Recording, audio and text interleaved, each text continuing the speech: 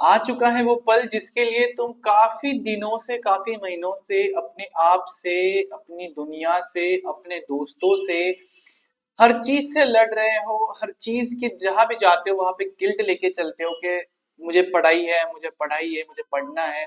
और वो दिन आ चुका है सर।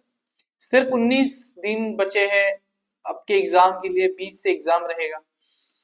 और ये जो आपने इतना फाइट किया है ना, ये जो आपने इतना खींच के लाए हो, इसको यहाँ पे आके मत छोड़ देना।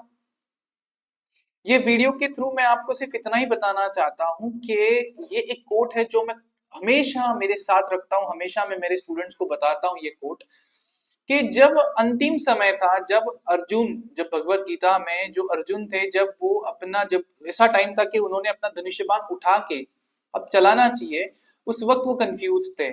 वो कह रहे थे कि मैं गिव अप करना चाहता हूँ, मैं नहीं कर सकता। जैसे शायद आपका भी मन कह रहा हो कि नहीं होगा, आपका भी मन कह रहा हो कि सर क्या पता पेपर डिफिकल्ट आ जाए, आपका भी मन कह रहा हो कि मैं बस छोड़ दूं। तो तब भगवान श्री कृष्ण उनसे ये कोट कहते हैं जो आपको मेरे पीछे दिख रहा है, कहते हैं हतोवा प्राप्स्यसि स्वर्गम जित्वा वा भोक्ष्यसे महीम् तस्मात् उत्तिष्ठ कौन्तेय युद्धाय कृत निश्चय। काफी आसान और सरलता से श्री कृष्ण भगवान कह देते हैं कि अर्जुन, अगर तुम्हारे सामने दो पर्याय है, या तो तुम लड़ोगे या फिर रुक जाओगे। अगर तुम लड़े और लड़ने के बाद मान लीजिए तुम जीत गए, तो तुम्हें इस राज्य की प्राप्ति होगी, राज्य का सुख भोगने को मिलेगा। तथा अगर तुम्हारा मृत्यु हो जाता, अगर तुम नहीं रहते, तो उस केस में, उस सिचुएशन में तुम स्वर्ग लोग जाओगे, स्वर्ग को भोगोगे, क्योंकि तुमने क्या करते करते तुम्हारी वीर गति हुई है।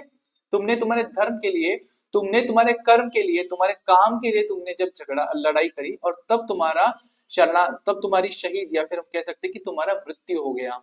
वैसे ही अगर मैं आपकी बात करूं, तो आपके केस में आपके पास भी ऐसा कोई दूसरा ऑप्शन है ही नहीं रुकने का, क्योंकि रुकने के काफी ज्यादा लॉस है। मान लीजिए आप बोलते हो कि सर मैं नहीं दूंगा एग्जाम, और देखो पेपर सब इजी आ गए, तो आपने कहा सर मैं नहीं दूंगा एग्जाम, और जिस सब्जेक्ट से आपको डर लगता है वही इजी आ गया, तो उसमें ग्रेस मार्किंग मिल गई, तो आपको नहीं पता सिनेरियोस क्या होंगे। तो आपके लिए एक और सबसे बेस्ट ऑप्शन होता है सर लड़ना, पेपर में जाना, पेपर के लिए उतने ही पेशेंस से और उतनी ही स्पिरिट से तैयारी करना जितने आप इतने महीनों से करके आए हो। देखो ये 19 दिन, 18 दिन आपके लाइफ को एक नया मोड़, एक नया डायरेक्शन दे सकते हैं। और ये आपके ऊपर है कि आप उस डायरेक्शन को लेना चाहते हो कि नहीं। अगर आप रुक गए, अगर आप थक गए, तो समझ लेना आपकी आदत बन जाएगी डरना, आपकी आदत बन जाएगी रुकना। आप कभी भी लाइफ में हमेशा यही करोगे। डिफिकल्ट सिचुएशन आएगी तो आप गिव अप कर दोगे, अपने टूल्स, अपने इक्विपमेंट्स को रख दोगे, बोलोगे मुझसे नहीं होगा। और इससे भी डेंजर सिचुएशंस आपको फेस करनी है। तो ये 19 दिन या 18 दिन का पीरियड जो है ना, इसमें आपको अपने आप को सिर्फ इतना बताना है कि मेरे पास ऑप्शन नहीं है कुछ, या तो मैं पार करूंगा या तो मैं वहां पे हार जाऊंगा, लेकिन मैं अटेम्प्ट जरूर करूंगा।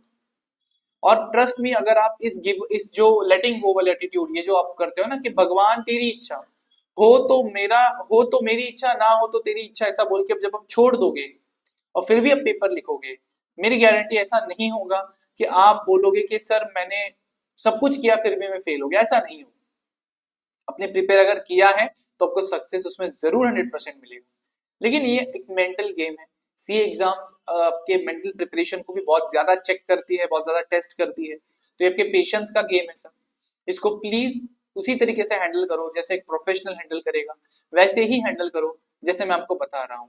शांति पूर्वक अपने केंद्र बिंदु पे, अपने टारगेट पे आके रखना है, और बस अपने आप को समर्पण कर देना।